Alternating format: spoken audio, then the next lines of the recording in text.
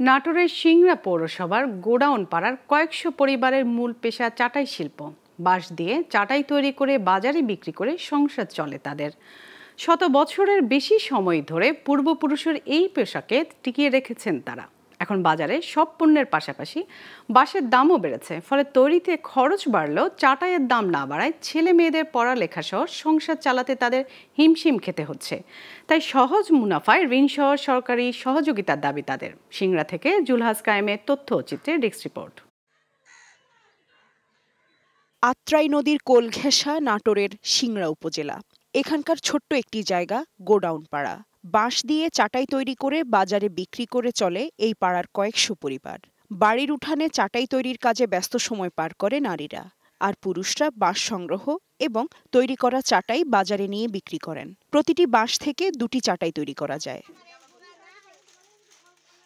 2 বেলা কাজ করে 3 থেকে 4টি চাটাই তৈরি করা সম্ভব। তাতে দিনে 300 থেকে 350 টাকা আয় হয়। চাটাই ছাড়াও বাঁশ দিয়ে কুলা, ডালা সহ গৃহস্থলীর নানা উপকরণ তৈরি করে তারা। বাঁশ কিনি, 2খান তালাই হয়, বেচা 350 হয়, আমার 250 টাকা আয় হয়। এই দিয়ে আমার সংসার চলে। আমার বাপ দাদার আমল থেকে আমরা এই কাজ করি।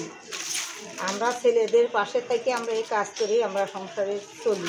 বাঁশের কাজ করি, আবার ধরেন যে টাকা দিয়ে কিনি ওই তালাই আবার মানুষকে শোধ করি। কইতে আমার খুব কষ্ট হয়।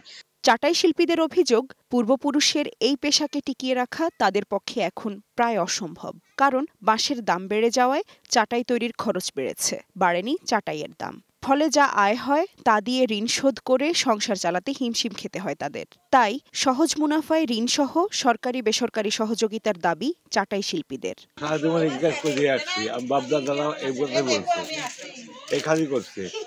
আমরা করি আসছে কেন কম জাতীয় ব্যবসা করাই লাগি। সিজনালে বইতে 400, 300, 500 টাকা জোড়া বিক্রি হয়, এখন 300 টাকা জোড়া। আমরা কোনো সরকারি অনুদান পাই না, না আমরা এইভাবে খাল পালে লেখাপড়া শিখাই, সংসার চলাই, সব কিছু এটাই আমার নির্ভর। Global television news desk.